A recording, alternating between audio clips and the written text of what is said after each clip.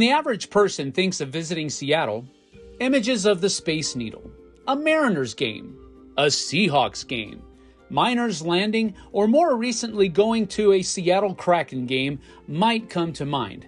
But board games probably aren't on the agenda of activities, and board game stores might not be on the list of prioritized attractions. But not visiting a board game store, however, might just be one of the biggest flaws in your travel plans to the Seattle area, and Bothell, Washington, a somewhat sleepy town with a rather picturesque downtown area, just so happens to have a game store nestled in its suburban confines worthy of such prioritization.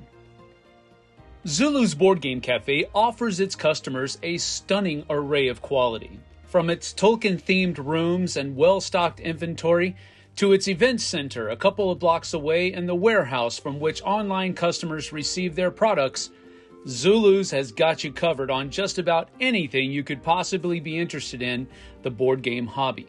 I was able to sit down and talk to its owner and operator, Matt Zaremba, to see what it means to him to be able to run a store like his own.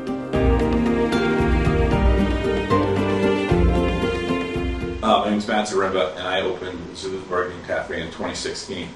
It all started when I took a class at UW, an entrepreneurial class, and some finance classes. I went back to school to learn how to do short-term investing or emotional investing before it was called that. And while I was there, I took an entrepreneurial class where I fleshed out a full business plan on a high-end wedding facility.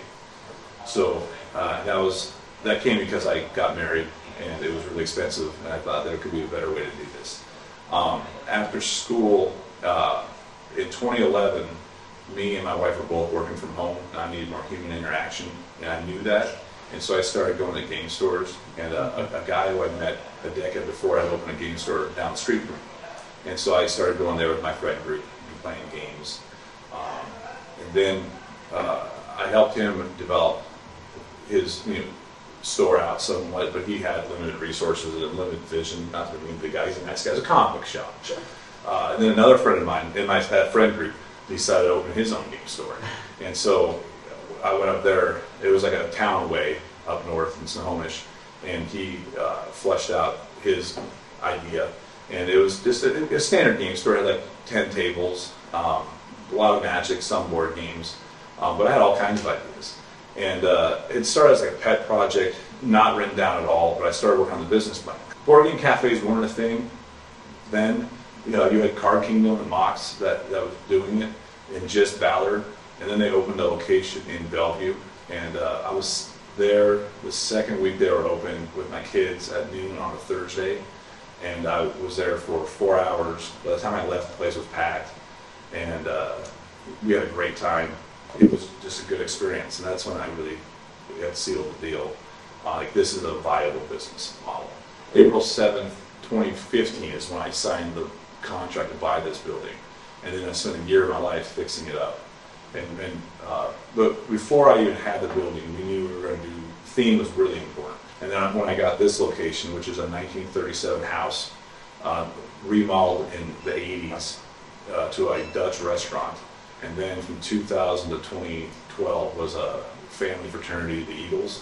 When I walked in this building, it was obvious it was going to go fantasy because of the low ceilings and just the space. It wasn't going to be sci-fi. It could have gone steampunk, but the beams and then how the layout's done, we went with fantasy. And then in doing some research on fantasy, I came across the open to the public Green Dragon pub in New Zealand, and those images drove every decision. Basically, the walls, the wainscoting and the parchment paper finish paint job, the brick fireplace, big wood mantle, fake oil lamps, chandeliers, stone floor, beams and sub-beams, like it's like the bottom side of a ship. All of that came from the fantasy Green Dragon pub look. That's good. So that's how the backstory. From the natural light streaming in from multiple windows and skylights to the friendliness and professional competency of the staff, Zulu's Board Game Cafe has a charm and draw like few others. Displays and shelves are meticulously kept, and accessories are placed in all the right spots as the perfect impulse buy or desire fulfillment.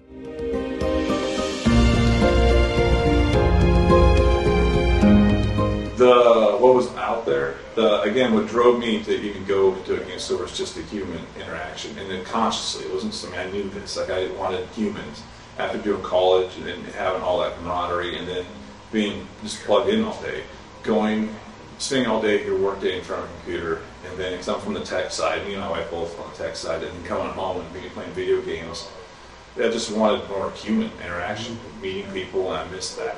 And I at the time, I thought it's something I wanted, but now I'm real passionate about it, just giving that as an option, because everybody's plugged in. And human interactions, it's why I think it's really important. And that's the big part. And then also the quality. I mean, most places you go, back then especially, it's caters to like the 18 to 30-year-old dude, and it kind of smells like a locker room. And the food, there is no food. Like, you go to a game store, you're there for like 2 hours. You take a break. Everyone goes in different directions, grabs food, comes back, sits there, eats, and finishes their game. I'm like, there has to be a better way. Like, there has to be. So yeah, that's part of it. And I'm still, dialing that in. Our food right now is phenomenal, and but there's all kinds of different ways to tweak it. And this is a different kind of model because 90+% of people that come in here are returning, and there's 50% are here once a week, if not more. And so having a lot of options is key, things in a variety. So but the main drive is community. There's a lot of communities that were underserved, and there's still more I haven't even got to. But space is also an issue. It's hard to. So right now, I really feel like after doing this for 7 years, I'm now min-maxing for the first time, trying to figure out what, trying to slot them all in, make it all make sense. I can't just do it free range anymore, because you'll have it where you have 300 people show up one day and none the next. So you kind of have to slot it all in and make it make sense. So, but yeah, the community is the big drive. The event center, located a short walk down the street from the main store's location, is a haven for tabletop miniature games and collectible card game events. While still a work in progress, it houses a robust selection of both Army Painter and Citadel paints, as well as plenty of Army boxes and various miniature hobby accessories for perusal and purchase. The main room is open and spacious, but there are also several side rooms with large gaming tables to utilize.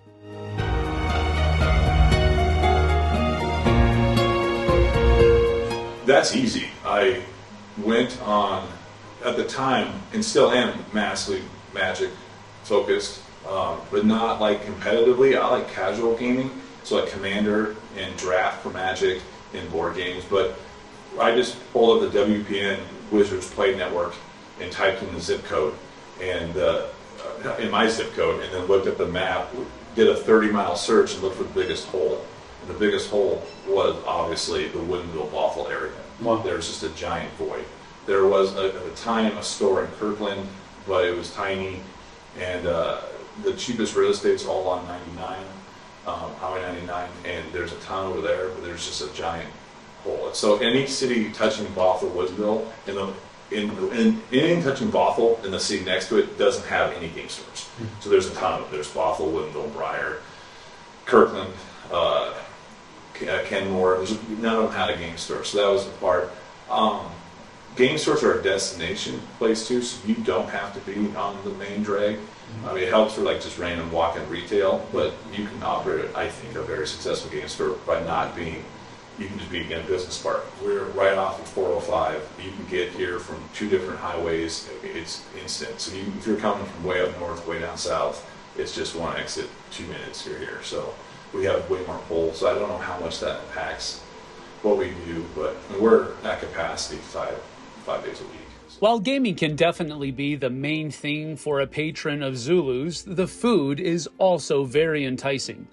The store employs a chef who has curated quite the menu of thematically named delicacies that are sure to satisfy the heartiest appetite. They also offer several locally brewed IPAs as well as many non-alcoholic beverages. While it's quite accurate to say that Zulu's has just about everything you could want when it comes to gaming, it's equally and surprisingly accurate to say that one could conceivably choose to simply go to Zulu's for lunch or dinner and not walk away disappointed.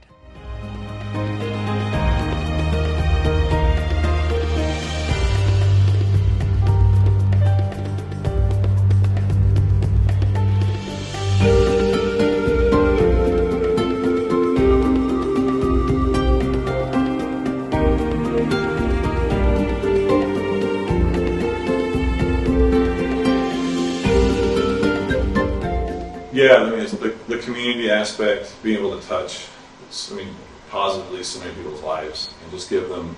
We're going off the third place model, really, which is third place books. I think pioneered it. I'm not exactly sure on that, but we min-max your time between work and sleep, so you can go home, clean up your house, have friends over, clean up your house again, go to bed, or you can just come here and and no food, no extra work has to be done. You can just come here, game from 6 to 10, done, on a Tuesday, and that's our value, one of our value adds. But it's just the community, the different communities too, and there's not a whole lot of overlap. I mean, there is some. You have people that play board games, Pokemon, Magic, and Warhammer. There's not too many, and so it's just giving people a place to call home. So that's the main drive, the thing I love.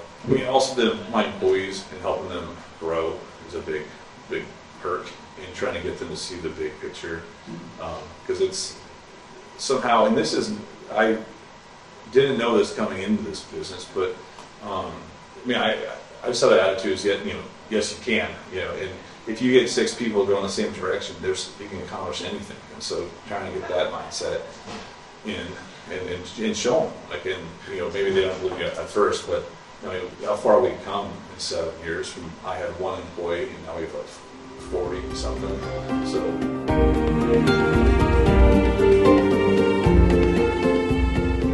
doing the local game store thing at a bigger scale, because most stores operating at our size are more corporate, which is not the worst. It's a lot of processes and procedures, which we have not enough of those, but it's definitely a local game store, just a big one. The clinic, just the level that we're operating at. There's so many things that set us apart. The food is literally phenomenal. From board game cafes, we're top 5, maybe number 1 in the world. We have ahi on our menu. Our burgers are amazing. Everything's made, never frozen, from scratch. The food's phenomenal. We have 15 taps, 4 are cider, 10 are beer, and 1's a root beer. Themed out at a high level. Right? I love doing that. It's a passion also. But it's a very warm and inviting place. I got lucky there too. I didn't realize how much browns and yellows, how that affects you psychologically. It makes it more comfortable. But that's worked out that way. There's a lot of things. We import games from Germany. And so we have next year's hot games this year is one of our things that we've been playing around with. This area has a disproportionate amount of game designers, people in the game industry, and so we have a lot of times we can play games designed by that person who made it. Wizards of the Coast, Pokemon, Ravensburger are all local. Ravensburger is doing Lorcana, which is going to be nuts. The new TCG, Disney TCG, is coming out. They're Seattle, Bellevue, Renton, and then that's a bonus. We're a WPN premium store, which in my mind we were already trying to be a premium store before that even happened, right? Because that was our goal, is to be a high-end game store. And the goal, we're all ages, but for the first couple of years we've definitely focused on our culture and being targeted toward the 18 plus crowd. And again, everyone's welcome. We do all kinds of kid events, but we definitely go after the adults.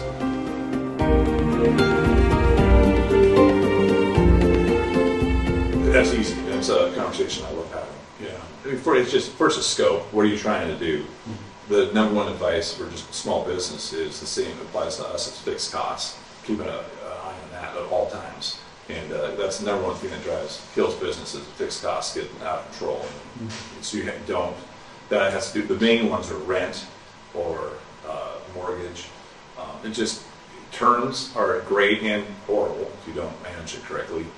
And then food. I mean, what kind of game store you're going to have? If food is a huge part of it, you can't be, or it's hard to be just a one-trick pony. You can't just open up a retail shop and hope, unless you want to be a one-man show, and you can do that, but you have no future. I mean, a lot of game stores come and go because they get established, but it's not enough. I mean, you're going to make 40 grand, 50 grand a year working 80 hours a week. That's not great. So, like, that does not pencil out. It is completely illegal to pay yourself below the minimum wage. So, how often do you want to do that? How long? So, food is key, I think, and there's a lot of simpler ways to do food than what I did, because I bought a place that had a commercial kitchen, and I had to fully remodel it, which was a nightmare. Anything you have to do with a hood, if you go into the commercial kitchen world, is a nightmare, so know that. But you can do the Starbucks model, which is the Turbo Chefs. I point a lot of people to that because that's a very viable model. That's easy to do, and you can get high quality food out of that. And then the community, just know what your goal is, your focus. You need to have a purpose. If you don't have a purpose, it's the recipe for disaster. And then you want to go toward that. So if you're trying to have a place that's there for, I mean, we're going toward nights and weekends. We're reining that in because at the scale we operate at, it's just not worth it for us to be open noon to 5 with a full kitchen. So our food program's going to nights and weekends. And then there's so many different communities you touch. So are you a Warhammer store? I'm doing it all, and I'm learning that it's really, really hard. But we do, I mean, Warhammer, we break it into 4 categories. So you have the miniatures, which is like Warhammer, Marvel Crisis Protocol, Battletech. We have role-playing, which is infinite different games. But I like role-playing a lot because it's a bookshelf. It doesn't take up a ton of space. Yep. Miniatures takes up infinite space. So retail, the biggest question is what percentage of your floor plan is going to be retail versus play. Play space doesn't monetize if you don't have food and drinks. Well, I mean, if you're in a place, it depends on how much your rent is. Again, fixed cost is key. In the Seattle area, we are mega event focused, and so and that doesn't exactly pencil out on paper. It may mean the holiday season is great. We have a lot of customers that come and buy board games and whatnot. But if I ran this place by the numbers, we would be a lot more retail or turning tables with food. But we don't do that. We're event focused. We encourage people to be here for 4 hours. But yeah, for advice for opening a store, is just know what your purpose is, and then the basics with fixed costs. And the food is probably the biggest add-on. Oh, and singles. Food and card singles are the 2 things that don't scale, right? So if you double your business, you double your staff, and that is hard.